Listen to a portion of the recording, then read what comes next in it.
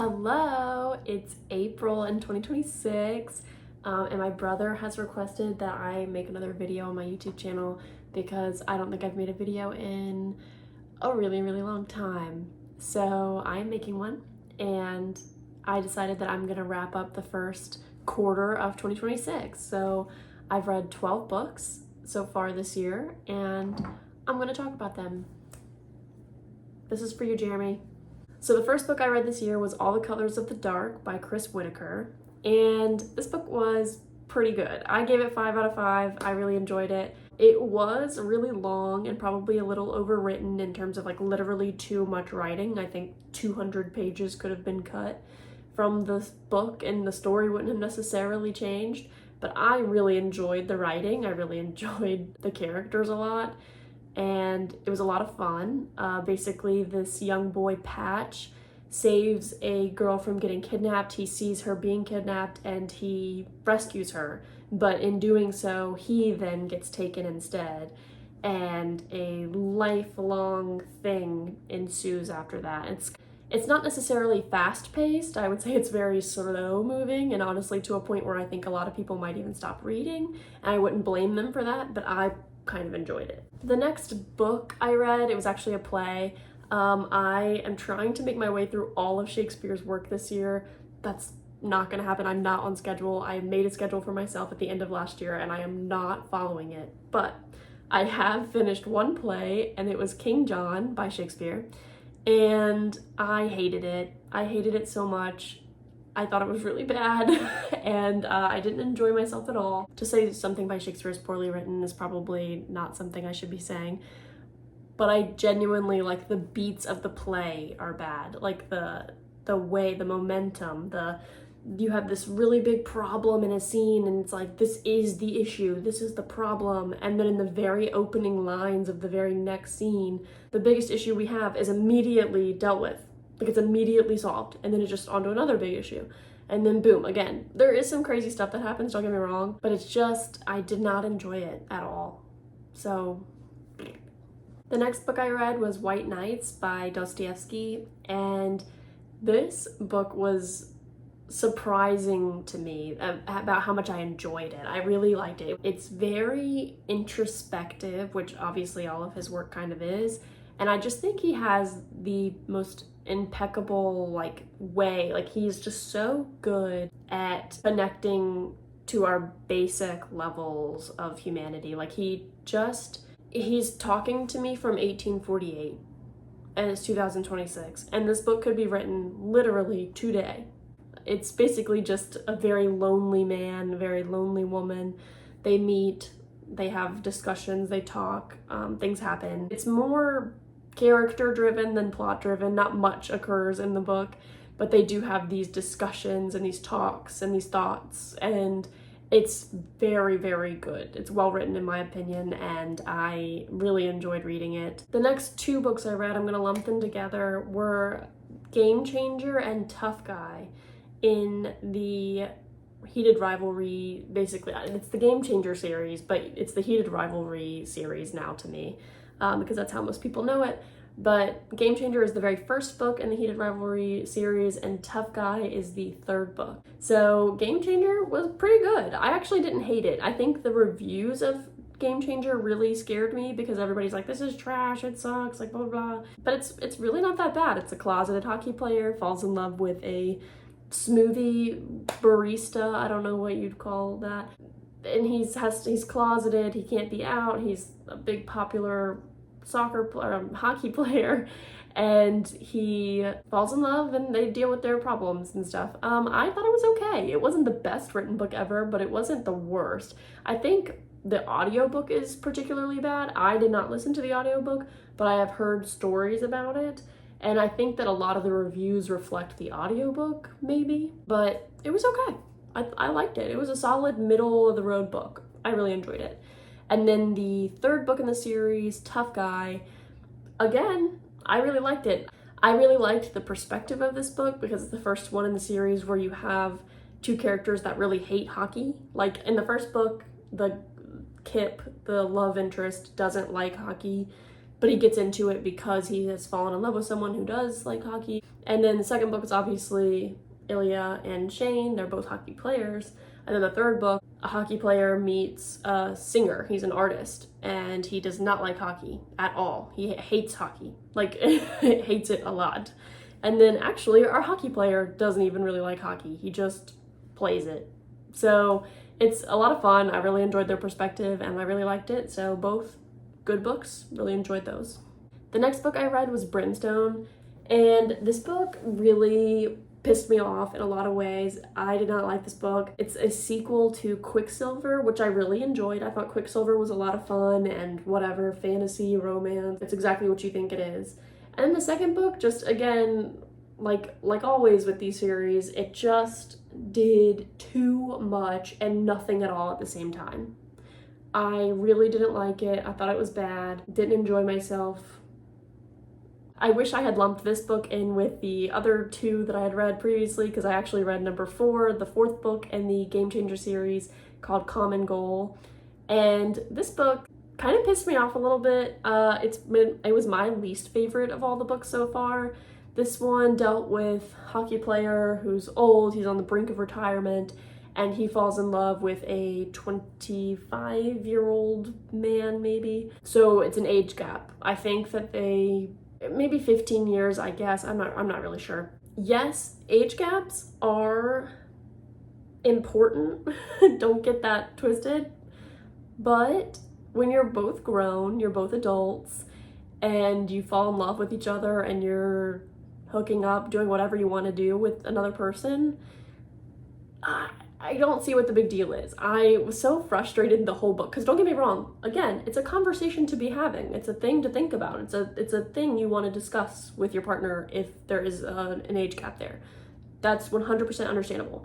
But to spend the entire book dealing with this age gap thing and that being the biggest hurdle to you guys being together, it's a no from me. It's a no from me. Just let it be a part of the story, but don't let it be the whole story. And so yeah, least favorite of the series so far. Still okay though. The next book I read, or should I say reread this year, was Wuthering Heights by Emily Bronte. And I reread this because the movie was coming out. And I was excited for the movie, honestly, when I first saw the trailer, because I'm okay with a little bit of fan fiction Wuthering Heights. I'm on board. But then I reread the book and I was like, wait a second, I'm actually kind of not on board. This is the 3rd time that I've read Wuthering Heights, and I will say it is the most I've ever enjoyed reading it. I engaged with it more than I ever have, and I just was super into the story. Like, I don't know, I wanted to know all of the details. I wanted to like really be in it and to fully grasp the book. And I thought I had before, and don't get me wrong, I do feel like I knew the story and what it was all trying to do, but there is something else about rereading a story and just like fully letting yourself be like immersed in it. And I think Wuthering Heights is such a pleasure. It's so much fun to read. I love a dark, funny, horrible romance, but not like, oh my gosh, like it's so good.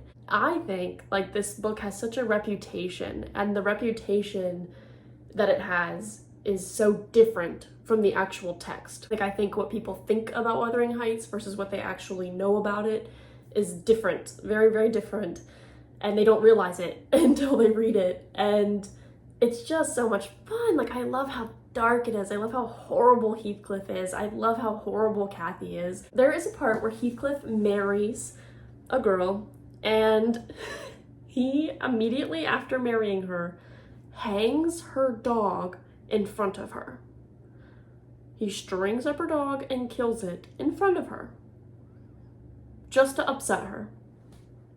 And she's like in love with him. She's in love with him. She loves this man. She thinks, you know, I can change him. Like, oh, he loves me. Like, he doesn't love anyone, but he loves me. And then he's like, yeah, girl, that's right. I do love you. You're the one. Let's get married. And then as soon as they're married, he kills her dog. Because that's the kind of crazy shit that Heathcliff does. Like, that's who we're dealing with here. But I love that then you go and watch this trailer, which I have not seen the movie. I've heard things about the movie. I never went and saw it. I'll watch it when it comes to streaming. But you see this trailer and they're all like, oh, you know, this love story, the greatest romance of all time. And it's these fated lovers who couldn't ever actually be together. And it felt, honestly, like Romeo and Juliet. Like, the trailer makes it seem like they are star-crossed lovers who just, like, fate, like, couldn't bring them together, but it did. But, like, these circumstances mean that they can't fully ever be together. And it's not because of them, it's because of this and whatever. And it's like, no. Like, that is not the book. It's such a good book. I love it. And I highly recommend it. The next book I read was Dracula. Yeah, I wasn't a fan of this. I went into it fully open. I know it's an old book. I know it's written by a man. Like, I get it. I'm there. I'm in. You know, I'm willing to read this, okay? Even with those things in place. And I start it and I love it, okay? The first, like, quarter of the book, maybe a little less than that, so good. When we have our main character going to Dracula's mansion, all of that was great. Him, like, figuring out what's going on, like, just realizing that he's kidnapped is very crazy. Like, realizing that he's being held captive in this house is hilarious. The stuff Dracula does is hilarious. Like, at one point, it literally had me cackling. Like, I was laughing. I thought it was so good. Like, he realizes he never sees anyone else in the house other than Dracula. He would eat food, right? And he would eat a meal, and then he would leave. And he would hear someone cleaning up dishes in the room, in the kitchen that he was just in, or the dining room he was just in. And he didn't know who it was because he never saw any servants in the house. And so at one point, he, like, peeks in to the room, and he sees Dracula doing it all. Like, Dracula's doing this. Dracula's cooking the food. Dracula's cleaning the dishes. Dracula's making his bed. Dracula's turning down his bed. Like, he is pretending that he has workers in the house to make it seem like he's not alone in the house. And it's so funny. Like, it was cracking me up. But then the perspective changes. So it leaves our main character and goes to, and the whole book, by the way, is written in, like, letters or like a diary format. And our main character, Jonathan Harker, I think, stuff happens with him. I don't know if I want to give spoilers or not, but basically stuff happens with him. And he leaves, and he's no longer our main character, and it switches to all these other people, all these other characters, and it just got too much for me. I didn't like it. I wasn't a fan. Take a shot every time Lucy got a blood transfusion from a random man. Like, what are we doing? What are we doing, y'all? The next book I read was The Girl on the Train, and it was okay. It's like a little psychological thriller. A woman who doesn't really have a job. She's an alcoholic. But her roommate thinks she has a job, so she gets on the train every day and goes into town, which is literally the scariest thing any living human being can do. If you pretend to have a job and you pretend to go to work and you don't actually go to work and then you come home, genuinely, I think that's one of the scariest things a person can do. While she's on the train every day, going to work, she sees this couple that she, like, fantasizes about and, like, makes up these stories for this couple and whatever. Well, one day on the news, she sees that woman that she sees every day has gone missing. And she knows something about them because of her watching them on the train and blah, blah, blah. But she's kind of an unreliable person because she's an alcoholic and she has this past and all this stuff. It was okay. It wasn't my favorite. But twisty, turvy, you know, if you like stuff like that, then you'd probably like this book. The next book I read was The Hitchhiker's Guide to the Galaxy. I had never read this before, but it was available. I actually read the audio, or listened to the audiobook by Stephen Fry, or narrated by Stephen Fry, and it was very good. I had a lot of fun. I laughed out loud at some parts, but I will say I do feel it's not my favorite style of writing. I don't really like it when I'm reading a book that I think is for adults, but it feels like it's for a child. That's fine and fun, and I'm glad people do like it, but it was just a little much for me. Like, it was a little over the top with how funny it tried to be, and it was funny. It was just a lot of it. Like, so I don't know, it almost like I was watching a sketch comedy show. Like, anytime you're watching like a sketch show where it's a bunch of sketches, you know, some are hits, some are misses, that's kind of what this felt like, except it was one long story with like a lot of different scenes and a lot of different characters and a crazy story. But I probably won't continue the series. It depends. I'd have to be in a very particular mood. Basically, he's trying to get them to not destroy his home so that they can create a highway.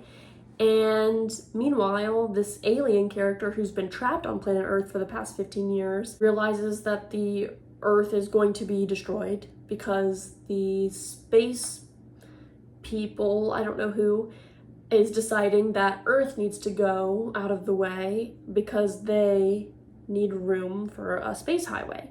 So Earth is about to be destroyed, and this alien character knows, and he takes our main character, the human character whose name I'm forgetting, he takes him with him on his journey.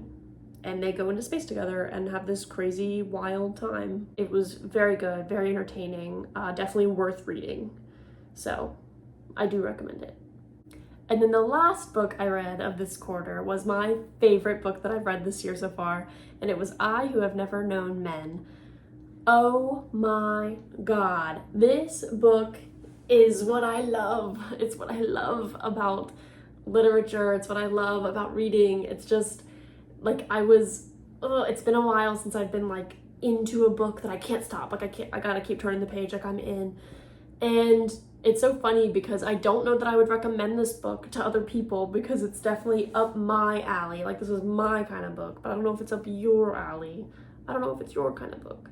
40 women are trapped in a bunker. They can't touch, they can't do anything, they're fully exposed. It's just this one room bunker cell.